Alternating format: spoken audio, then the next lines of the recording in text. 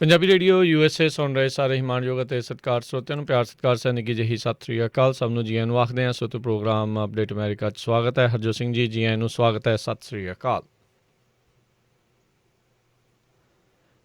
ਹਰਜੋਤ ਸਿੰਘ ਜੀ ਸਵਾਗਤ ਹੈ। ਸਤਿ ਜੀ ਸ੍ਰੀ ਅਕਾਲ ਜੀ। ਡਬਲ ਚੱਲ ਰਹੀ ਆਵਾਜ਼।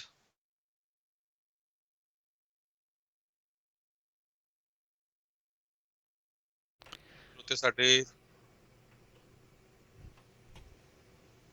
ਸਤਿ ਸ਼੍ਰੀ ਅਕਾਲ ਜੀ, ਧੰਨਵਾਦ ਜੀ ਆਇਆਂ ਨੂੰ। ਪੰਜਾਬੀ ਰੇਡੀਓ USA ਦੇ ਜਿੰਨੇ ਵੀ ਸਰੋਤੇ ਸਾਡੇ ਸਾਰੇ ਹੀ AM ਸਟੇਸ਼ਨ FM ਸਟੇਸ਼ਨ ਘਰਾਂ ਦੇ ਵਿੱਚ ਰੇਡੀਓ ਸੈਟਸ ਦੇ ਰਾਹੀਂ, ਟੈਲੀਫੋਨ ਦੇ ਰਾਹੀਂ, ਫੇਸਬੁੱਕ YouTube ਤੇ ਲਾਈਵ ਦੇਖ ਰਹੇ ਹੋ। ਜੀ ਸਤਿ ਸ਼੍ਰੀ ਅਕਾਲ ਜੀ। ਅਤੇ ਬਿਲਕੁਲ ਥੋੜ੍ਹੀ ਜਿਹੀ ਲੱਗਦਾ ਹੈ ਵੀ ਫੋਨ ਦੇ ਵਿੱਚ ਇੱਥੇ ਜਿਹੜੀ ਉਹ ਪ੍ਰੋਬਲਮ ਚੱਲ ਰਹੀ ਹੈ। ਚਲੋ ਕੋਈ ਨਹੀਂ, ਉਸਨੂੰ ਆਪਾਂ ਹੱਲ ਕਰਨ ਦੀ ਕੋਸ਼ਿਸ਼ ਕਰਦੇ ਹਾਂ। ਅਤੇ ਸਮਾਂ ਆਪਣੇ ਕੋਲ ਥੋੜ੍ਹਾ ਸੀਮਿਤ ਆ ਅਤੇ ਆਪਾਂ ਜਿਹੜੀਆਂ ਜਲਦੀ ਵੱਧ ਤੋਂ ਵੱਧ ਅਹਿਮ ਜਿਹੜੀਆਂ ਖਬਰਾਂ ਅਪਡੇਟ ਅਮਰੀਕਾ ਦੇ ਵਿੱਚ ਸਾਂਝੀਆਂ ਕਰਨ ਦੀਆਂ ਜਿਹੜੀਆਂ ਉਹ ਆਪਾਂ ਕੋਸ਼ਿਸ਼ਾਂ ਜਿਹੜੀਆਂ ਉਹ ਕਰਾਂਗੇ। ਅਤੇ ਸਭ ਤੋਂ ਜਿਹੜੀ ਪਹਿਲੀ ਜੇ ਆਪਾਂ ਖਬਰ ਆ ਉਸ ਦੇ ਉੱਤੇ ਜੇ ਨਜ਼ਰ ਮਾਰਦੇ ਜਾਈਏ ਤਾਂ ਅੱਜ ਜਿਹੜੇ ਸੈਨੇਟ ਦੇ ਹੁਣ ਮੈਜੋਰਟੀ ਲੀਡਰ ਬਣੇ ਚੱਕ ਸ਼ੂਮਰ ਜਿਹੜੇ ਆ ਉਹਨਾਂ ਨੇ ਕਿਹਾ ਆ ਵੀ ਆਉਂਦੇ ਸੋਮਵਾਰ ਨੂੰ ਜਿਹੜੇ ਇੰਪੀਚਮੈਂਟ ਟਰਾਇਲ ਦੇ ਆਰਟੀਕਲਸ ਆ ਉਹ ਸੈਨੇਟ ਦੇ ਵਿੱਚ ਉਹ ਰਿਸੀਵ ਕੀਤੇ ਜਾਣਗੇ। ਨੈਂਸੀ ਪਲੋਸੀ ਨੇ ਵੀ ਇਸ ਦੇ ਬਾਰੇ ਆਖਿਆ। ਕੱਲ੍ਹ ਮਿਚ ਮਕੌਨਲ ਨੇ ਇਹ ਗੱਲ ਆਖੀ ਸੀਗੀ ਵੀ ਇਸ ਇੰਪੀਚਮੈਂਟ ਟਰਾਇਲ ਨੂੰ ਫਰਵਰੀ ਦੇ ਮੱਧ ਤੱਕ ਜਿਹੜਾ ਆ ਉਹ ਅੱਗੇ ਕਰ ਦੇਣਾ ਚਾਹੀਦਾ ਆ। ਉਹਨਾਂ ਦਾ ਇਸ ਪੱਖੋਂ ਇਹ ਕਹਿਣਾ ਸੀਗਾ ਵੀ ਟਰੰਪ ਹੁਣਾਂ ਨੂੰ ਆਪਣਾ ਜਿਹੜਾ ਆ ਉਹ ਟਰਾਇਲ ਦੇ ਵਿੱਚ ਡਿਫੈਂਸ ਆ ਉਸ ਨੂੰ ਬਣਾਉਣ ਦਾ ਮੌਕਾ ਦਿੱਤਾ ਜਾਣਾ ਚਾਹੀਦਾ ਹੈ।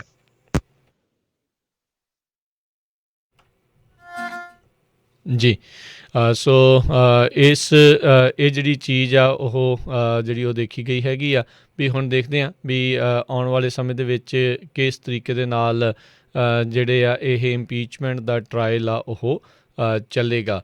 ਅਤੇ ਉੱਧਰ ਜਿਹੜੀ ਆਪਾਂ ਜੇ ਗੱਲ ਕਰਦੇ ਜਾਈਏ ਤਾਂ ਦੂਜੇ ਪਾਸੇ ਜਿਹੜੀ ਅਗਲੀ ਜਿਹੜੀ ਖਬਰ ਇਹ ਹੈਗੀ ਆ ਜਿਹੜੇ ਬਾਈਡਨ ਪ੍ਰੈਜ਼ੀਡੈਂਟ ਆ ਉਹਨਾਂ ਨੇ ਇੱਕ ਜਿਹੜੇ ਕੁਛ ਹੋਰ ਤੀਜਾ ਵੇਵ ਐਗਜ਼ੀਕਿਊਟਿਵ ਆਰਡਰਸ ਦਾ ਜਿਹੜਾ ਆ ਉਹ ਰਾਈਟ ਨਾਓ ਜਿਹੜਾ ਉਹਨਾਂ ਨੇ ਚਾਲੂ ਕੀਤਾ ਆ। ਉਹਦੇ ਵਿੱਚ ਉਹਨਾਂ ਨੇ ਮਿਨੀਮਮ ਵੇਜ, ਫੂਡ ਇਨਸਿਕਿਉਰਿਟੀ ਉਸ ਨੂੰ ਲੈ ਕੇ ਨਵੇਂ ਐਗਜ਼ੀਕਿਊਟਿਵ ਆਰਡਰ ਜਿਹੜੇ ਉਹ ਜਾਰੀ ਕੀਤੇ ਹੈਗੇ ਆ।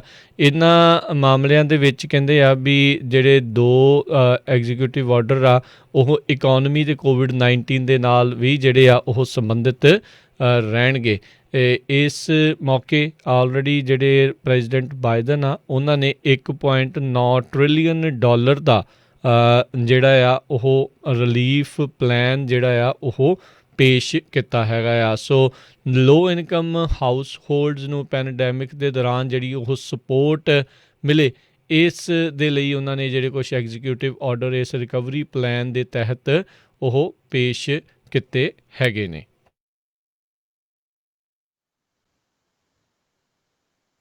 ਜੀ ਹਰਜੋਤ ਸਿੰਘ ਜੀ।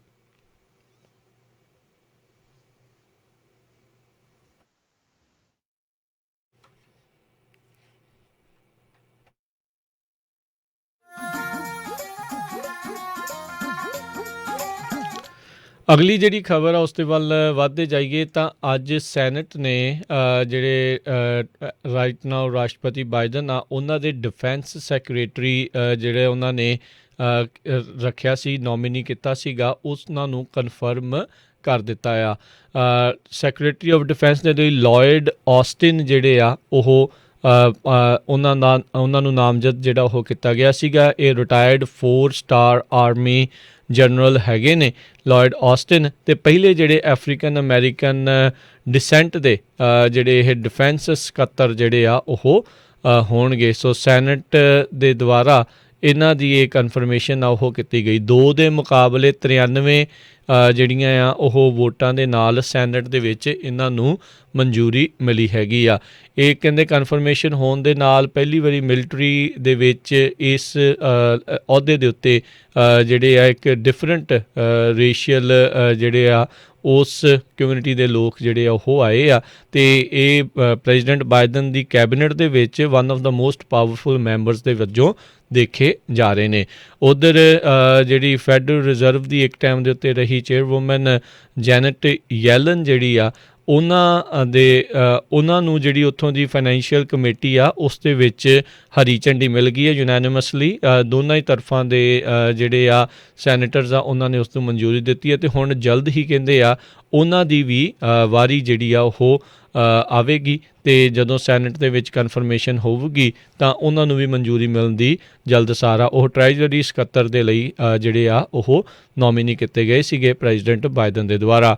ਜਿਹੜੇ ਡਿਫੈਂਸ ਦੇ ਸਕੱਤਰ ਆ ਆਸਟਿਨ, ਉਹਨਾਂ ਦੇ ਖਿਲਾਫ ਜਿਹੜੇ 2 ਸੈਨੇਟਰਸ ਆ ਜੋਸ਼ ਹੌਲੀ, ਜਿਨ੍ਹਾਂ ਨੇ ਇਨਸਰੈਕਸ਼ਨ ਕਰਾਉਣ ਦੇ ਵਿੱਚ ਕਾਫੀ ਵੱਡੀ ਭੂਮਿਕਾ ਨਿਭਾਈ, ਲੋਕਾਂ ਨੂੰ ਜਿਹੜੀਆਂ ਗਲਤ ਜਾਣਕਾਰੀਆਂ ਅਤੇ ਗਲਤ ਝੂਠੇ ਜਿਹੜੇ ਉਸ ਦੇ ਵਿੱਚ ਉਹ ਬਿਆਨ ਦਿੰਦੇ ਰਹੇ ਉਹ, ਅਤੇ ਜਿਹੜੇ ਸੈਨੇਟਰ ਮਾਈਕ ਲੀ ਯੂਟਾ ਤੋਂ ਜਿਹੜੇ ਰਿਪਬਲਿਕਨ ਆ ਉਹਨਾਂ ਨੇ ਦੁਆਰਾ। ਆਲਰੇਡੀ ਜੋਸ਼ ਹੌਲੀ ਅਤੇ ਟੈਡ ਕਰੂਜ਼ ਉਹਨਾਂ ਦੇ ਖਿਲਾਫ ਕੁਛ ਜਿਹੜੇ ਡੈਮੋਕ੍ਰੇਟਸ ਆ ਉਹਨਾਂ ਨੇ ਜਿਹੜਾ ਆ ਐਥਿਕਸ ਦੀ ਕੰਪਲੇਂਟ ਜਿਹੜੀ ਆ ਉਹ ਫਾਈਲ ਕੀਤੀ ਹੈ ਐਥਿਕਸ ਡਿਪਾਰਟਮੈਂਟ ਦੇ ਵਿੱਚ, ਇਸ ਕਰਕੇ ਵੀ ਉਹਨਾਂ ਨੇ ਜਿਹੜੀ ਆ ਇੱਕ ਹਿਸਾਬ ਦੇ ਨਾਲ, ਕਿਉਂਕਿ ਉਹਨਾਂ ਨੇ ਜਿਹੜੀ ਹੋ ਰਹੀ ਸੀਗੀ ਉਸ ਟਾਈਮ ਦੇ ਉੱਤੇ ਇਲੈਕਟਰਲ ਕਾਲਜ ਦੀਆਂ ਵੋਟਾਂ ਦੀ ਕਨਫਰਮੇਸ਼ਨ ਦੇ ਖਿਲਾਫ ਜਿਹੜਾ ਉਹ ਆਖਿਆ ਸੀਗਾ ਵੀ ਅਸੀਂ ਇਸ ਦੇ ਉੱਤੇ ਜਿਹੜਾ ਵਿਰੋਧ ਆ ਉਹ ਪ੍ਰਗਟਾਉਂਦੇ ਹਾਂ। ਸੋ ਇਹ ਹੁਣ ਦੇਖਣਾ ਹੋਊਗਾ ਵੀ ਐਥਿਕਸ ਕਮੇਟੀ ਦੇ ਦੁਆਰਾ ਅਜੇ ਇਹ ਮਾਮਲੇ ਦੇ ਵਿੱਚ ਜਿਹੜਾ ਉਹ ਕੀ ਹੋਵੇਗਾ। ਉੱਧਰ ਕਹਿੰਦੇ ਵੀ ਹੁਣ ਫੀਮਾ ਨੂੰ ਵੈਕਸੀਨੇਸ਼ਨ ਲਾਉਣ ਦੇ ਲਈ ਜਿਹੜਾ ਉਹ ਵਰਤਿਆ ਜਾ ਸਕਦਾ ਆ। ਫੀਮਾ ਦੇ ਦੁਆਰਾ 100 ਫੈਡਰਲੀ ਰਨ ਮਾਸ ਵੈਕਸੀਨੇਸ਼ਨ ਸਾਈਟਸ ਜਿਹੜੀਆਂ ਆ ਉਹ ਬਣਾਈਆਂ ਜਾਣਗੀਆਂ। ਇਹ ਇੱਕ ਡਰਾਫਟ ਡਾਕੂਮੈਂਟ ਬਾਈਡਨ ਹੋਣਾ ਦੀ ਵੈਕਸੀਨੇਸ਼ਨ ਪਲਾਨ ਦੇ ਤਹਿਤ ਜਿਹੜਾ ਆ ਉਹ ਬਣਾਇਆ ਗਿਆ ਆ। ਇਹ ਕਹਿੰਦੇ ਵੀ ਇੱਕ ਵੈਕਸੀਨੇਸ਼ਨ ਸਾਈਟ 6000 ਡੋਜ਼ ਪਰ ਡੇ ਜਿਹੜੀ ਆ ਉਹ ਦੇਣ ਦੇ ਕਾਮਯਾਬ ਰਹੂਗੀ। ਕੱਲ੍ਹ ਜਦੋਂ ਇਹਨਾਂ ਨੇ 100 ਮਿਲੀਅਨ ਡੋਜ਼ਿਜ਼ 100 ਡੇਜ਼ ਦੀ ਗੱਲ ਕੀਤੀ ਤਾਂ ਉੱਥੇ ਕੁਝ ਪੱਤਰਕਾਰਾਂ ਦੇ ਨਾਲ ਜਦੋਂ ਗੱਲਬਾਤ ਕਰ ਰਹੇ ਸੀ ਤਾਂ ਜਿਹੜੇ ਨਵੇਂ ਬਣੇ ਪ੍ਰੈਜ਼ੀਡੈਂਟ ਆ ਉਹ ਥੋੜ੍ਹੇ ਇੱਦਾਂ ਲੱਗਦਾ ਵੀ ਤੱਤੇ ਹੋ ਗਏ। ਉਹਨਾਂ ਨੂੰ ਗੱਲਾਂ ਜਿਹੜੀਆਂ ਉਹਨਾਂ ਦੀ ਕੁਝ ਪੱਤਰਕਾਰਾਂ ਦੀਆਂ ਜਿਹੜੀਆਂ ਉਹ ਪਚੀਆਂ ਨਹੀਂ, ਅਤੇ ਉਹਨਾਂ ਨੂੰ ਅੱਗੋਂ ਜਿਹੜੇ ਉਹ ਪੈ ਗਏ ਅਤੇ ਕਹਿੰਦੇ ਗਿਵ ਮੀ ਏ ਬ੍ਰੇਕ। ਸੋ ਉਹਨਾਂ ਨੇ ਕਿਹਾ ਵੀ ਇਹ ਕਿਤੇ ਨਾ ਕਿਤੇ ਪੱਤਰਕਾਰਾਂ ਨੇ ਇਹ ਪੁੱਛਿਆ ਸੀਗਾ ਵੀ ਇਹ ਤਾਂ ਤਕਰੀਬਨ ਉਸੇ ਹੀ ਰਫਤਾਰ ਦੇ ਨਾਲ ਆ, ਤੁਸੀਂ ਇਸ ਦੇ ਵਿੱਚ ਹੋਰ ਤੇਜ਼ੀ ਜਿਹੜੀ ਉਹ ਕਿੱਦਾਂ ਲਿਆ ਸਕਦੇ ਆ, ਅਤੇ ਉਦੋਂ ਉਹਨਾਂ ਨੇ ਇਹ ਜਿਹੜੀ ਟਿੱਪਣੀ ਉਸ ਪੱਤਰਕਾਰ ਦੇ ਨਾਲ ਕੀਤੀ। ਉਧਰ ਨੈਸ਼ਨਲ ਗਾਰਡਸ ਦੇ ਜਿਹੜੇ ਬ੍ਰੇਕ ਟਾਈਮ ਸੀਗਾ ਕੈਪੀਟਲ ਦੇ ਵਿੱਚ, ਜਦੋਂ ਉਹਨਾਂ ਨੂੰ ਪਾਰਕਿੰਗ ਗਰਾਜ ਦਾ ਏਰੀਆ ਜਿਹੜਾ ਉਹ ਅਲਾਟ ਕੀਤਾ ਗਿਆ ਸੀਗਾ, ਉਸ ਨੂੰ ਲੈ ਕੇ ਜਦੋਂ ਤੋਂ ਇਹ ਹੁਣ ਖਬਰ ਸਾਹਮਣੇ ਆਈ ਆ ਉਸ ਤੋਂ ਬਾਅਦ ਦੇ ਵਿੱਚ ਜਿਹੜੇ ਲਾਅ ਮੇਕਰਸ ਆ ਉਹ ਇਸ ਟਾਈਮ ਪੂਰੀ ਤਰ੍ਹਾਂ ਗੁੱਸੇ ਦੇ ਵਿੱਚ ਹੈਗੇ ਆ ਵੀ ਆਪਣੇ ਜਿਹੜੇ ਨੈਸ਼ਨਲ ਗਾਰਡਸ ਆ ਜਿਹੜੇ ਇਹਨਾਂ ਦੀ ਸਿਕਿਉਰਿਟੀ ਦੇ ਲਈ ਕੈਪੀਟਲ ਦੀ ਸਿਕਿਉਰਿਟੀ ਦੇ ਲਈ ਲਾਏ ਗਏ ਸੀਗੇ, ਉਹਨਾਂ ਨੂੰ ਕਿਉਂ ਜਿਹੜਾ ਆ ਇਸ ਤਰੀਕੇ ਦੇ ਨਾਲ ਵਤੀਰਾ ਕੀਤਾ ਗਿਆ ਆ। ਕਹਿੰਦੇ ਵੀ ਹੁਣ ਇਸ ਦੀ ਇਨਵੈਸਟੀਗੇਸ਼ਨ ਜਿਹੜੀ ਆ ਉਹ ਚੱਲੇਗੀ। ਅੱਜ ਯੋਗਾਨੰਦਾ ਪਿਟਮੈਨ ਜਿਹੜੀ ਐਕਟਿੰਗ ਚੀਫ ਹੈਗੀ ਆ US ਕੈਪੀਟਲ ਦੀ, ਉਸ ਨੇ ਇੱਕ ਸਟੇਟਮੈਂਟ ਜਾਰੀ ਕੀਤੀ ਆ। ਉਸ ਦੇ ਵਿੱਚ ਉਹਨਾਂ ਨੇ ਜ਼ਿਕਰ ਕੀਤਾ ਹੈ ਵੀ ਇਨਾਗੂਰੇਸ਼ਨ ਡੇ ਦੇ ਕੁਛ ਸਮੇਂ ਦੇ ਦੌਰਾਨ ਹੀ ਸਵੀਰਿੰਗ ਇਨ ਸੈਰੇਮਨੀ ਦੇ ਦੌਰਾਨ ਉਦੋਂ ਹੀ US ਕੈਪੀਟਲ ਪੁਲਿਸ ਨੇ ਜਿਹੜਾ ਆ ਇਹਨਾਂ ਨੂੰ ਬਾਹਰ ਜਾਣ ਦੇ ਲਈ ਕਿਹਾ ਸੀ। ਉਸ ਤੋਂ ਇਲਾਵਾ ਜਿਹੜਾ ਨੈਸ਼ਨਲ ਗਾਰਡਸ ਨੂੰ ਵਕੇਟ ਕਰਨ ਦੇ ਲਈ ਨਹੀਂ ਸੀ ਆਖਿਆ ਗਿਆ। ਸੋ ਇਹ ਹੁਣ ਦੇਖਣਾ ਹੋਊਗਾ ਵੀ ਇਸ ਦੇ ਵਿੱਚ ਕੀ ਹੁੰਦਾ ਆ। ਸੋ ਨੈਸ਼ਨਲ ਗਾਰਡਸ 12-12 ਘੰਟੇ ਦੀਆਂ ਸ਼ਿਫਟਾਂ ਜਿਹੜੀਆਂ ਆ ਉਹ ਕਰਦੇ ਰਹੇ, ਅਤੇ ਉਸ ਤੋਂ ਬਾਅਦ ਦੇ ਵਿੱਚ ਉਹਨਾਂ ਨੂੰ ਪਾਰਕਿੰਗ ਗਰਾਜ ਦੇ ਵਿੱਚ ਜਿਹੜਾ ਉਹ ਰੱਖਿਆ ਗਿਆ। ਪੋਲੀਟੀਕੋ ਨੇ ਜਿਹੜੀਆਂ ਆ ਇਸ ਦੀਆਂ ਤਸਵੀਰਾਂ ਜਿਹੜੀਆਂ ਆ ਕੁਝ ਸਮਾਂ ਪਹਿਲਾਂ ਜਿਹੜੀਆਂ ਉਹ ਨਸ਼ਰ ਕੀਤੀਆਂ ਸੀ, ਜਿਸ ਤੋਂ ਬਾਅਦ ਦੇ ਵਿੱਚ ਇਹ ਰਿਪੋਰਟਸ ਸਾਹਮਣੇ ਆਈਆਂ ਸੀਗੀਆਂ ਵੀ ਇਹ ਕੀ ਹੋਊਗਾ। ਉੱਧਰ ਟੈਕਸਸ ਦੇ ਜਿਹੜੇ ਗਵਰਨਰ ਗ੍ਰੈਗ ਐਬਟ, ਉਹਨਾਂ ਨੇ ਆਪਣੇ ਸੂਬੇ ਦੇ ਜਿਹੜੇ ਨੈਸ਼ਨਲ ਗਾਰਡਸ ਆ ਉਹਨਾਂ ਨੂੰ ਵਾਪਸ ਜਿਹੜਾ ਆ ਉਹ ਬੁਲਾ ਲਿਆ ਆ, ਅਤੇ ਉਹਨਾਂ ਨੇ ਇਸ ਚੀਜ਼ ਦੇ ਉੱਤੇ ਵੀ ਟਿੱਪਣੀ ਜਿਹੜੀ ਉਹ ਕੀਤੀ ਆ ਵੀ ਇਹ ਬਹੁਤ ਓਫੈਂਸਿਵ ਥਿੰਗ ਸੀਗੀ ਜਿਹੜੀ ਮੈਂ ਸੁਣੀ ਆ ਵੀ ਨੈਸ਼ਨਲ ਗਾਰਡਸ ਦੀ ਲਾਇਲਟੀ ਅਤੇ ਪ੍ਰੋਫੈਸ਼ਨਲਿਜ਼ਮ ਦੇ ਉੱਤੇ ਜਿਹੜੇ ਉਹ ਸਵਾਲ ਚੁੱਕੇ ਗਏ ਆ, ਖਾਸ ਕਰਕੇ ਉਦੋਂ ਜਦੋਂ FBI ਦੇ ਦੁਆਰਾ ਨੈਸ਼ਨਲ ਗਾਰਡਸ ਦੀ ਵੈਟਿੰਗ ਕੀਤੀ ਗਈ ਸੀਗੀ ਅਤੇ 12 ਜਿਹੜੇ ਆ ਜਿਹੜੇ ਨੈਸ਼ਨਲ ਗਾਰਡਸ ਆ ਉਹਨਾਂ ਨੂੰ ਇਨਾਗੂਰੇਸ਼ਨ ਦੀ ਡਿਊਟੀ ਤੋਂ ਰਿਲੀਵ ਕਰ ਦਿੱਤਾ ਗਿਆ ਸੀਗਾ। ਅਤੇ ਇਹ ਜਿਹੜਾ ਸਾਰਾ ਕੁਛ ਆ ਉਸ ਟਾਈਮ ਦੇ ਉੱਤੇ ਵਾਪਰਿਆ ਸੀਗਾ। ਅਗਲੀ ਜਿਹੜੀਆਂ ਆਪਾਂ ਖਬਰਾਂ ਦੇ ਉੱਤੇ ਨਜ਼ਰ ਮਾਰਦੇ ਜਾਈਏ, ਕੁਛ ਰਿਪੋਰਟਾਂ ਦੇ ਮੁਤਾਬਕ ਜਿਹੜੀ ਕਿ ਪਿਛਲੇ ਸਾਲ ਓਲੰਪਿਕਸ ਹੋਣੀ ਸੀ ਜਾਪਾਨ ਦੇ ਵਿੱਚ, ਉਹਨਾਂ ਨੇ ਆਲਰੇਡੀ ਉਸ ਨੂੰ ਪੋਸਟਪੋਨ ਕੀਤਾ ਸੀਗਾ ਅਗਲੇ ਸਾਲ ਦੇ ਲਈ, ਯਾਨੀ ਕਿ ਇਹ ਜਿਹੜਾ ਸਾਲ ਚੱਲ ਰਿਹਾ 2021 ਉਸ ਦੇ ਵਿੱਚ। ਹੁਣ ਕੁਝ ਰਿਪੋਰਟਾਂ ਦੇ ਮੁਤਾਬਕ ਇਹ ਮੰਨਿਆ ਜਾ ਰਿਹਾ ਆ ਜਾਂ ਇਹ ਖਬਰਾਂ ਆ ਰਹੀਆਂ ਵੀ ਸ਼ਾਇਦ ਇਸ ਸਾਲ ਵੀ ਓਲੰਪਿਕਸ ਨਾ ਹੋਣ। ਮੋਸਟ ਪ੍ਰੋਬਬਲੀ ਕਹਿੰਦੇ ਕਿਹਾ ਜਾ ਰਿਹਾ ਵੀ ਇਹ ਕੈਂਸਲ ਹੋ ਸਕਦੀਆਂ ਆ।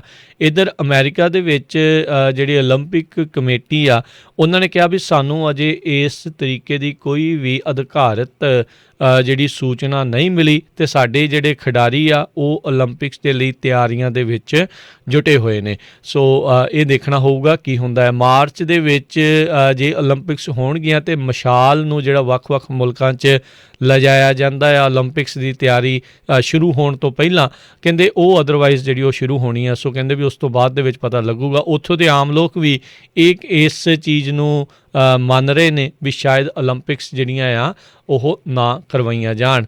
ਆਈ ਥਿੰਕ ਵਰਲਡ ਵਾਰ ਤੋਂ ਬਾਅਦ 'ਚ ਮੈਨੂੰ ਪੱਕਾ ਤਾਂ ਨਹੀਂ ਯਾਦ, ਪਰ ਇਹ ਉਦੋਂ ਉਸ ਟਾਈਮ ਦੇ ਉੱਤੇ ਸੁਣਨ ਦੇ ਵਿੱਚ ਇਹ ਚੀਜ਼ਾਂ ਆਈਆਂ ਸੀਗੀਆਂ ਵੀ ਸ਼ਾਇਦ ਇੱਕ ਵਾਰੀ ਇੱਦਾਂ ਓਲੰਪਿਕਸ ਨੂੰ ਥੋੜ੍ਹਾ ਬਹੁਤਾ ਇੱਦਾਂ ਫੇਰ ਬਦਲ ਜਿਹੜਾ ਉਹ ਕਰਨਾ ਪਿਆ ਸੀਗਾ, ਉਹ ਜਦੋਂ ਵਰਲਡ ਵਾਰ ਚੱਲੀ ਸੀ। ਪਰ ਕੋਵਿਡ ਦੇ ਲਈ ਕੋਵਿਡ ਦੇ ਨਾਲ ਇੱਕ ਹੋਰ ਬਹੁਤ ਵੱਡੀਆਂ ਖੇਡਾਂ ਦੀ ਇੱਕ ਹਿਸਾਬ ਦੇ ਨਾਲ ਉਹ ਬਲੀ ਲੈ ਜਾਊਗਾ ਜੇ ਜਾਪਾਨ ਵਾਲੇ ਇਹ ਓਲੰਪਿਕਸ ਕਰਾਉਣ ਦੇ ਵਿੱਚ ਨਾਕਾਮਯਾਬ ਰਹਿੰਦੇ ਹੈਗੇ ਆ। ਉੱਧਰ ਬਾਈਡਨ ਪ੍ਰਸ਼ਾਸਨ ਨੇ ਇਹ ਕਹਿ ਦਿੱਤਾ ਆ, ਪ੍ਰੈਜ਼ੀਡੈਂਟ ਬਾਈਡਨ ਨੇ, ਵੀ ਜਿਹੜੇ ਇੰਟਰਨੈਸ਼ਨਲ ਟਰੈਵਲਰਸ ਆ ਉਹ ਜਦੋਂ ਵੀ US ਦੇ ਵਿੱਚ ਆਉਣ ਉਹਨਾਂ ਨੂੰ ਕੁਆਰੰਟੀਨ ਵੀ ਕਰਨਾ ਪਵੇਗਾ। ਆਲਰੇਡੀ 26 ਜਨਵਰੀ ਤੋਂ CDC ਦੀਆਂ ਹਦਾਇਤਾਂ ਦੇ ਤਹਿਤ ਜਿਹੜਾ ਵੀ ਕੋਈ ਅੰਤਰਰਾਸ਼ਟਰੀ ਜਿਹੜਾ ਇੱਥੇ ਸੈਲਾਨੀ ਆ ਰਿਹਾ ਜਾਂ ਬਾਹਰੋਂ ਕੋਈ ਵੀ ਟਰੈਵਲਰ ਇੱਧਰ ਆ ਰਿਹਾ ਆ ਉਸ ਨੂੰ COVID-19 ਦਾ ਨੈਗੇਟਿਵ ਟੈਸਟ ਦਾ ਜਿਹੜਾ ਦਸਤਾਵੇਜ਼ ਆ ਉਹ ਦਿਖਾਉਣਾ ਪਵੇਗਾ ਵੀ ਹਾਂ ਉਹ ਕੋਵਿਡ ਨੈਗੇਟਿਵ ਨੇ। ਅਤੇ ਹੁਣ ਬਾਈਡਨ ਹੁਣ ਕਹਿੰਦੇ ਵੀ ਰਿਕਵਾਇਰ ਕਰਨ ਜਾ ਰਹੇ ਆ ਵੀ ਘੱਟੋ ਘੱਟ 7 ਦਿਨਾਂ ਦੇ ਲਈ ਜਿਹੜਾ ਵੀ ਇੰਟਰਨੈਸ਼ਨਲ ਟਰੈਵਲਰ ਇੱਥੇ ਆ ਰਿਹਾ ਆ ਉਹ 7 ਦਿਨ ਦੇ ਲਈ US ਦੇ ਵਿੱਚ ਆ ਕੇ ਕੁਆਰੰਟੀਨ ਕਰੇ। ਸੋ ਹੁਣ ਇਹ ਦੇਖਦੇ ਹਾਂ ਵੀ ਇਸ ਦੇ ਵਿੱਚ ਕਿਸ ਤਰੀਕੇ ਦੇ ਨਾਲ ਗੱਲ ਬਣਦੀ ਆ। ਅਜੇ ਵੀ ਦੱਸਦੇ ਜਾਈਏ ਵੀ ਜਿਹੜਾ ਬਾਈਡਨ ਹੁਣਾਂ ਦੀ ਪ੍ਰੈਜ਼ੀਡੈਂਸੀ ਦੇ ਵਿੱਚ ਉਹ ਜੇ ਉਹਨਾਂ ਦੀ ਕੈਬਨਿਟ ਆ ਉਹ ਪੂਰੀ ਨਹੀਂ ਹੋਈ ਹਾਲ ਦੀ ਘੜੀ। ਆਈ ਥਿੰਕ 2 ਹੀ ਜਿਹੜੇ ਕੈਬਨਿਟ ਮਿਨਿਸਟਰ ਆ ਉਹ ਸੈਨੇਟ ਦੇ ਦੁਆਰਾ ਕਨਫਰਮ ਕੀਤੇ ਗਏ ਨੇ। Secretary of state, health and human services, transportation, homeland security, ਇਹ ਸਾਰੇ ਜਿਹੜੇ ਆ ਕਾਫੀ ਅਜੇ ਅਪਰੂਵ ਹੋਣੇ ਬਾਕੀ ਪਏ ਨੇ। ਸੋ ਅੱਜ ਦੇ ਪ੍ਰੋਗਰਾਮ ਨੂੰ ਹੁਣ ਇੱਥੇ ਹੀ ਜਿਹੜਾ ਉਹ ਸਮੇਟਦੇ ਹਾਂ ਅਤੇ ਸ਼ਾਮ ਨੂੰ ਮਿਲਾਂਗੇ ਜੀ ਤੁਹਾਨੂੰ ਸਾਰਿਆਂ ਨੂੰ ਇੱਕ ਵਾਰੀ ਫਿਰ ਅਪਡੇਟ ਅਮਰੀਕਾ ਦੇ ਵਿੱਚ। ਉਦੋਂ ਤੱਕ ਲਈ ਇਜਾਜ਼ਤ ਲੈਂਦੇ ਹਾਂ। ਮੇਰੇ ਰਾਜਕਨਵੀਰ ਸਿੰਘ ਵੱਲੋਂ ਤੁਹਾਨੂੰ ਸਾਰਿਆਂ ਨੂੰ ਪਿਆਰ ਸਤਿਕਾਰ ਸਹਿਤ ਸਤਿ ਸ਼੍ਰੀ ਅਕਾਲ। ਸੁਣਦੇ ਰਹੋ ਪੰਜਾਬੀ ਰੇਡੀਓ USA।